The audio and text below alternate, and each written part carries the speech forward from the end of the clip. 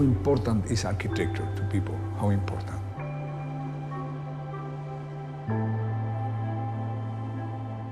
Architecture could be, just, I mean, you see, in a transportation net, what it is important is that the trains work.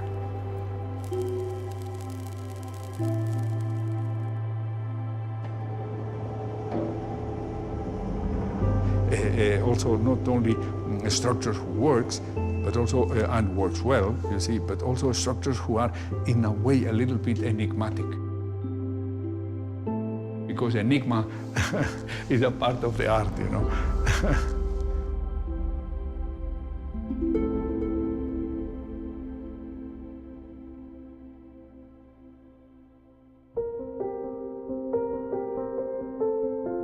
If you look, or if I look my own life, you see, at the speed of, you see, movements, there is a very clear line. And it comes very much through this analytic understanding. And it is an analytic understanding without any fear. Why should I have fear? As Giacometti say, Breton tell him, tout le monde sait qu'est-ce que c'est une tête. Everybody knows what is a head. And he said, no, I do not know, I am interested, to see. So it was, he recalled his right, you see, to analyze a head, as Rodin has done, as Bourdelle has done, and many, as Michelangelo has done, and many others. So I interpret this thing. Tout le monde sait qu'est-ce que c'est une tête. Everybody knows what is an arc. But I want also to analyze what is an arc.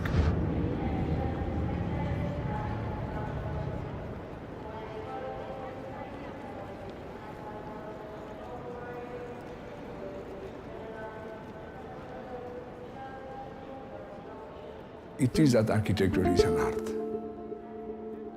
It's an art. So finally, also engineering is an art.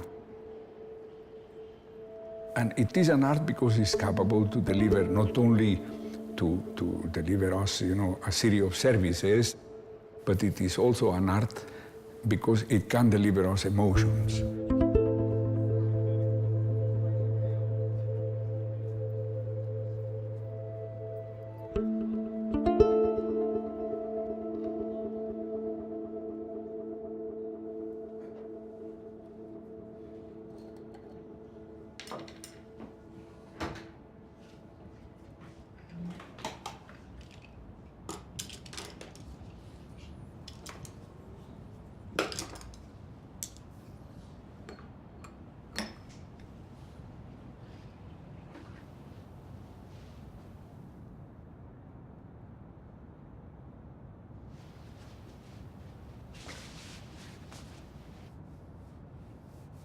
To sketch is a mental exercise. You could also write, or you could also compose music, or whatever. You see, it's a mental exercise who goes directly from your mind into your hand in a very spontaneous way.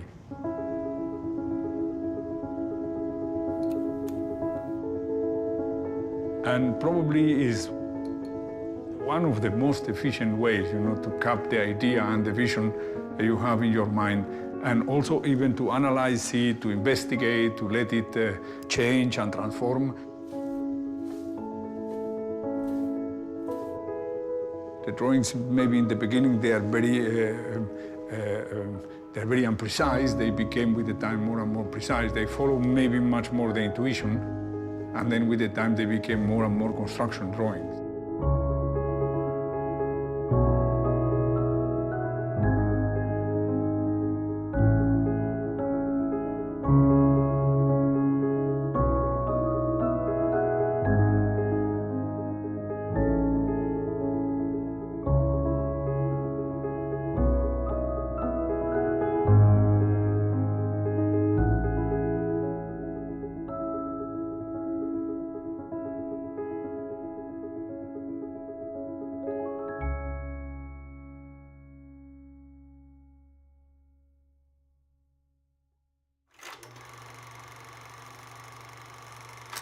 I started more in an art school, went into an architecture school, then I went into an engineering school.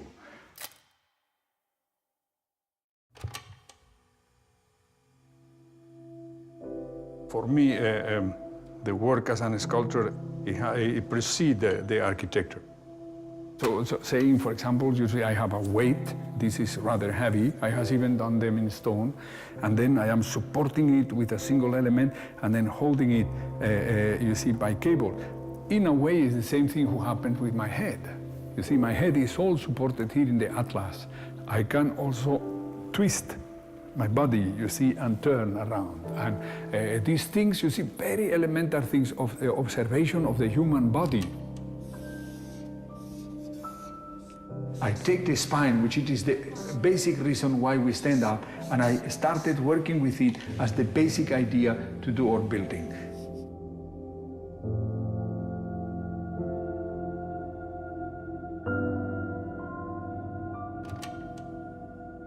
Finally, you could think why somebody is doing that during 25 or 30 years of his life for almost nothing.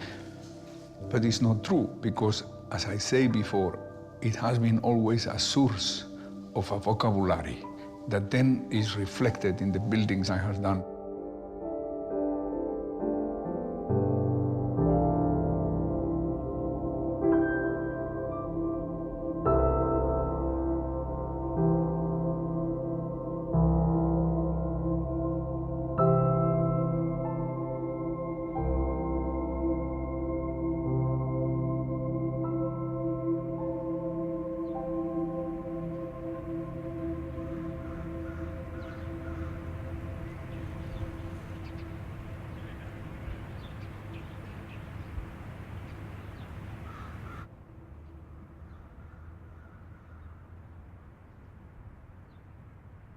For him, the process is a way to realize something, which is what the process should be. You don't see the process to look at the process, which happens very frequently in contemporary sculpture. He's like a very good writer. You don't see the sentences, but you see the book.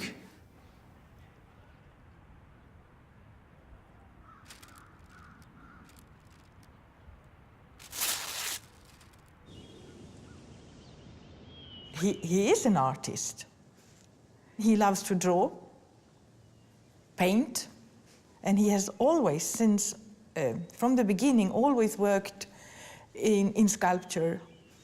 Also building some small prototypes when he was a student. And then after years, they became bigger sculptures, real sculptures, not just the prototypes.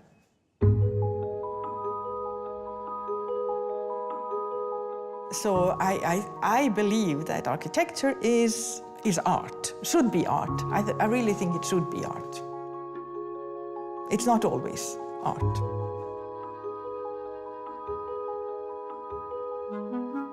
If the bridges are beautiful. Just like sculptures in the landscape or in the cities.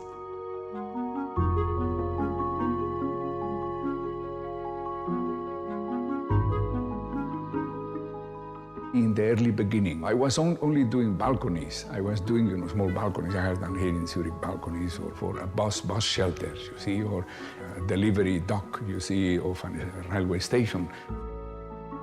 I was proceeding a little bit to the research of a vocabulary through the sculpture. You see, I was proceeding, to find my own language, isn't it? What I wanted to find is my own language. Independent from schools, independent from tendencies, independent from any dictate. You see, to find my own vocabulary, thinking that I have the right to say whatever I want to say in my own manner.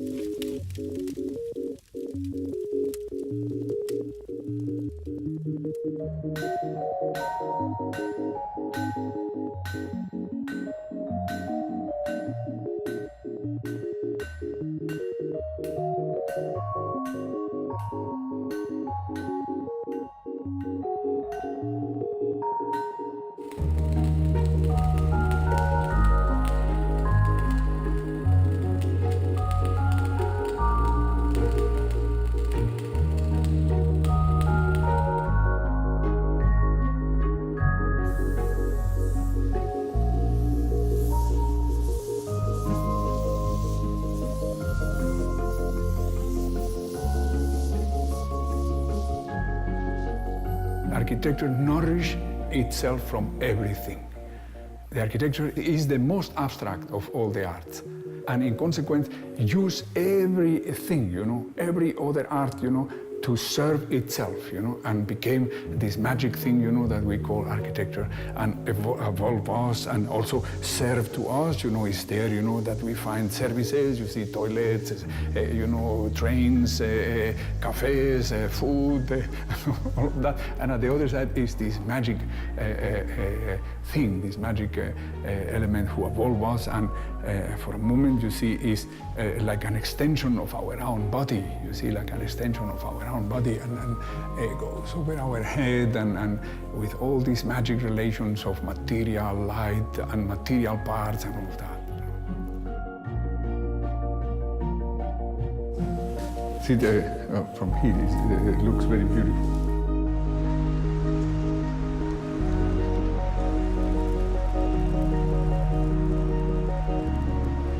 This is not only my moment, it's also the moment of all of those who has participated, because as the work say, architecton, the head of the workers, so the first worker.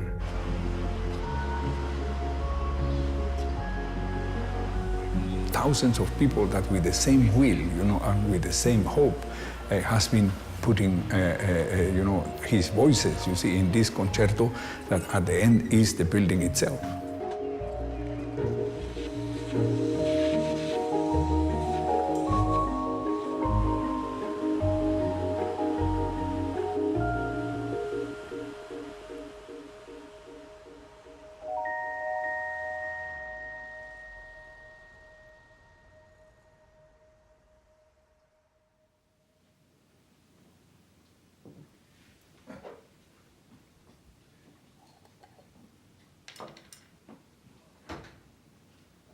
You told me one time that a building has to be a very important part of a building is that it could give a contribution of some sort towards it, because you have a lot of capital behind you, and if it doesn't produce a contribution, it was a waste of that capital, essentially. All what we do in Ground Zero is transcendent from this point of view. And so the sense of, delivering, with a white building, a sense of optimism, delivering a sense of clarity, of reconstruction, very important, you see, and delivering hope to the next generation, and delivering it in the most, let's say, the most advanced way we can do that. You understand? So taking a material as hard and as difficult as the steel and putting it where the steel has never been before in terms of a civic building. I think a lot of people get mad at that because it's not an I-beam and the lack of use of I-beams or standard products, and I think it's correct not to use them because although it is very fiscally responsible, you don't contribute anything to the knowledge of humans or even construction. You don't push a system so that people can do great things like the Brooklyn Bridge, for instance. The cables had to be invented.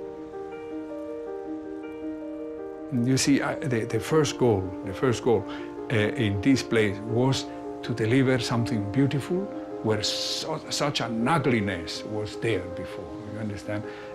To deliver something optimistic and looking to the future, where so much sadness and depression, was there in the beginning, isn't it? This was our goal, not only my goal, the goal of my client, the Port Authority, the goal of every worker, and everybody who has put hands to the job. I think we achieved it. Well, I don't know. We'll see. We have still a while to go. As you see, these things here, very nice. Yeah.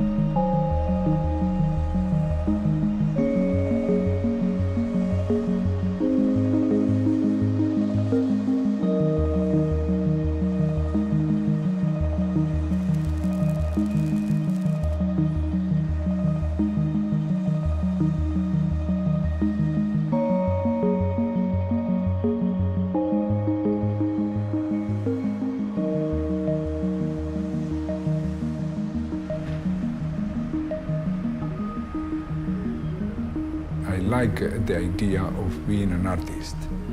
But being an artist, it does not mean, living in another world or living in, but working very hard and thinking and analyzing that this, what you are doing, can have also a higher signification. I mean, that simply doing a platform, where people will wait to get a train, can be also a beautiful place. Just that. Or thinking that the arrival of somebody coming from abroad into a city like New York can be a beautiful experience. Or bringing light deep down, to show the people you are already in a plaza of New York. But finally, is work that you have to deliver, isn't it? And work that mostly goes, over hundreds and hundreds of sketches and hundreds of tries, believing that inside each one of us, yourself, myself, every person you see, whatever, even the most modest person with which you have to deal, there is a source. And this source can deliver quality and can deliver or never will stop, to deliver, so far you do not stop working on it.